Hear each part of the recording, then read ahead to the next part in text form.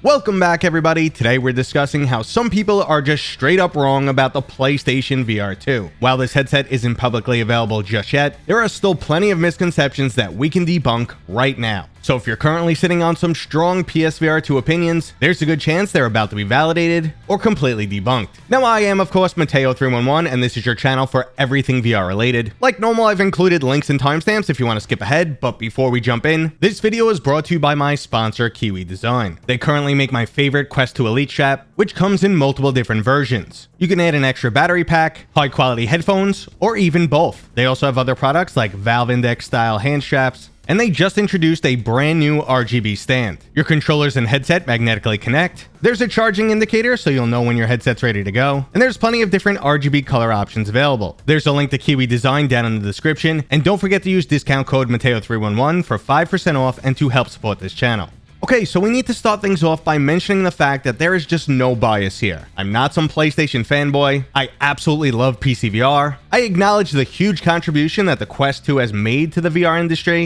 and I honestly thought the original PSVR hardware was junk, but they still had some pretty great games. With that said, this video is not about playing favorites or picking a winner. Every platform has its own unique pros and cons, but some people have been speaking out of their asses in an effort to defend or attack certain VR headsets. So today we'll break down a bunch of common misconceptions that I'm hearing about the PlayStation VR 2, and as I go through each one, I'd love to hear your feedback down in the comments. Tell me why you agree or disagree. And the first misconception is the PlayStation VR 2 will never be able to compete with a high-end PC. While it's undeniable that gaming PC hardware far surpasses consoles in terms of raw power, and even when a console is brand new, it's usually on the same level as a high-end but not top-tier PC. At the same time though, unlike gaming PCs, consoles are designed specifically for gaming with an OS to match and hardware that is fixed. This gives developers more low-level access and allows for an excessive amount of optimization. Pavlov's developer Dave Vills recently stated that the PS5 outperforms their RTX 3090 Ti equipped gaming rig by about 10%. Now that's pretty huge because the average PC gamer doesn't have hardware close to that capable, and a 3090 Ti alone costs significantly more than a PlayStation 5. The developers of Song in the Smoke also chimed in and stated that the PlayStation VR 2 version of their title graphically surpasses the PCVR version. Another factor to take into account, PSVR 2 is a brand new platform with Sony backing it, and lots of developers are putting out games for it. At the same time, no one is developing exclusively for PCVR anymore. So even if you have an RTX 5090 from the future, you're basically relegated to replaying Half-Life Alyx or some modded flat-screen games. So yes, the PlayStation VR 2 can compete with your 8KX Pimax equipped gaming rig. Now, if you wanted to argue that PCVR has more freedom with things like full body tracking, modding, and an array of different accessories, you're 100% correct, but that's a different topic. And I already mentioned that each platform has its own pros and cons. I could sense some blood boiling out there, and I'm just gonna say it one more time, I'm not throwing shade at PCVR. I still absolutely love it, and there are countless hours of fun to be had, but we do have to acknowledge that the PlayStation VR 2 can compete with it. Now our next misconception is that it's just too expensive. Well, what if I told you that if you adjust for inflation, the current generation of console and VR headset is actually cheaper than what you would have paid back in 2016? Admittedly though, the cost of entry is high, with a PlayStation 5 and PSVR 2 combo starting at $950. It's also hard to deny that the Quest 2 isn't a better value with both standalone and PCVR support, but that doesn't mean this headset is too expensive. It's actually quite reasonably priced, especially because it includes hardware that's just not available on any other headsets in its price range. Eye tracking, head haptics, and a high-resolution OLED panel are either not available on consumer headsets, or you need to spend well over $1,000. After 3 years on the market, the Valve Index still goes for $1,000, and that's more than the combination of a PlayStation 5 and PSVR 2. It's also much easier to recommend Sony's hardware over Valve's, because not only is it newer, but it's a much better value because it also includes an amazing console. So it's not only cheaper than most of the competition, but also offers a lot more than you typically get. And focusing on hardware just for a moment, it also has a lot better specs compared to the competition out there, especially when you compare it against the original PlayStation VR and the competition it was up against at the time. You're clearly getting more bang for your buck this time around. But this moves us right into our next topic because people are stating the hardware is already outdated. Now this is actually partially true, but fairly common. There are plenty of other headsets available right now with higher specs. Better lenses are available, there's greater FOVs, and higher resolution panels. But VR is not about slapping together the highest specs, it's about building the best overall package, balancing weight, comfort, performance, and price. Sure, there's room for improvement on this headset, but that's always the case. The Valve Index released in 2019, but the hardware in it was from 2017. But look at it now, still going strong and in surprisingly high demand. Both the original PSVR and Quest launched with mediocre hardware, and they proved you can do a lot with a little, and look how long modern consoles last for these days. The hardware found in the PSVR 2 is more than enough, and what the industry truly needs rather than better hardware is better software and games. Which surprisingly moves us right into the next topic.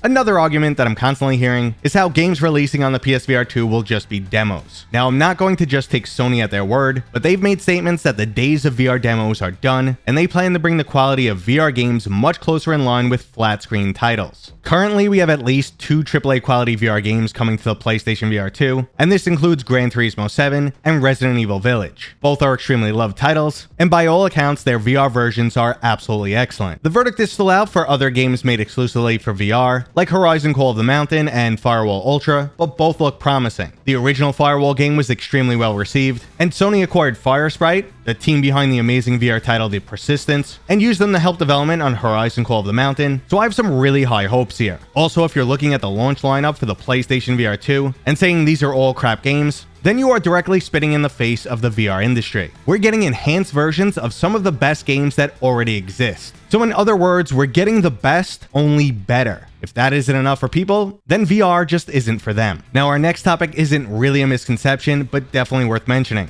People have stated that they don't want a PlayStation VR 2 because there won't be any mods. And this is at least partially true. Modding on the PSVR 2 would be even more limited than the Quest. While we don't have root access to the Quest OS, we can still enable developer mode and sideload applications. This gives us access to unofficial games, flat to VR mods like Doom 3 and the original Half-Life, and even the ability to add software like Discord. Something like this would most likely never happen on the PS5, but there's nothing stopping developers from directly integrating mods just like Contractors does. So yes, modding will definitely be limited, but this is just an aspect of consoles. Things are more streamlined, but your options are limited. Okay, so that was 5 common misconceptions that I'm constantly hearing, but from here we're going to jump into Speculation Nation. These items will be much less guaranteed, but we can make some assumptions. Number 1 is that the PSVR 2 won't sell as well as the Quest 2. Putting aside any rumors about how Sony has reduced production and focusing strictly on how the market performed in the past, it's extremely unlikely that the PlayStation VR 2 can sell as well as the Quest 2. The original PlayStation VR took over 2 years to sell 4 million units. Now at this time there was roughly 100 million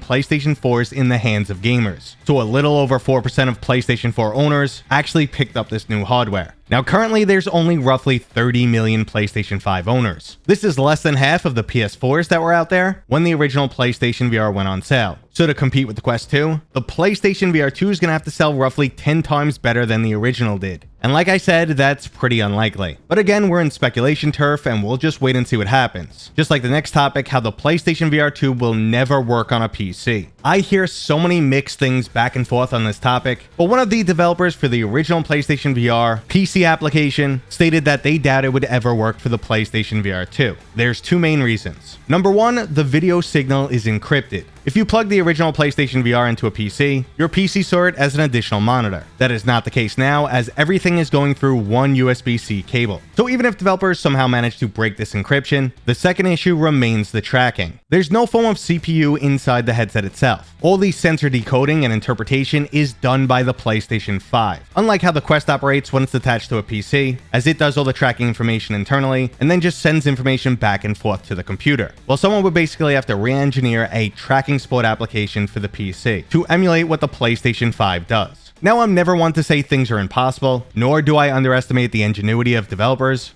but it seems like if the PlayStation VR 2 is ever going to be a viable PC headset, Sony may have to get involved. But on the topic of PC, there is still the speculation that PlayStation VR 2 games will eventually make their way to PC, and I'm inclined to believe that one. We discussed how it's very likely that there'll be a lot less PlayStation VR 2s out in the wild compared to Quest 2s. Less hardware means less money for developers. Now, Sony will want to retain some exclusivity, or at least timed exclusivity, to give people a reason to buy this headset, but for the sake of their developers, they'll really want to open up sales to the PC market. It's very common for VR games to jump platform these days. The hardware is extremely similar, which should help developers, and Sony has been bringing a lot of their exclusives to the Steam platform. So while we may never see Horizon Call of the Wild, or an official version of Resident Evil Village, there's a good chance a lot of other games will eventually make their way over to Steam. But let's move into our last topic of which is the best headset. headset. I know some people are waiting for me to say the PlayStation VR 2 is better than everything else. And one, no one can really make that statement yet. And two, no, it's just not the right headset for everyone. The Quest 2 or even the Pico 4 are just amazing values and a great way to introduce yourself to VR. Now, even if PCVR isn't making brand new titles right now, there's just still so much to offer. And while it's hard for me to recommend a PC exclusive headset, PCVR hardware is the route to go if you're all in on VR. You can add full body tracking, haptic vests, motion simulation chairs, you name it, there's a billion accessories. And when it comes to the PlayStation VR 2, it's for the enthusiasts longing for something new, PlayStation 5 owners who want to get into VR, and I'm just really hoping it's a brand new high-end start for VR gaming. And that was today's video,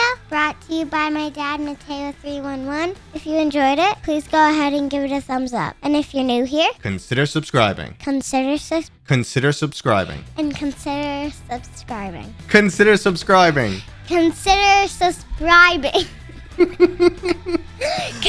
We'll see you guys on next time. We'll see you guys on next time.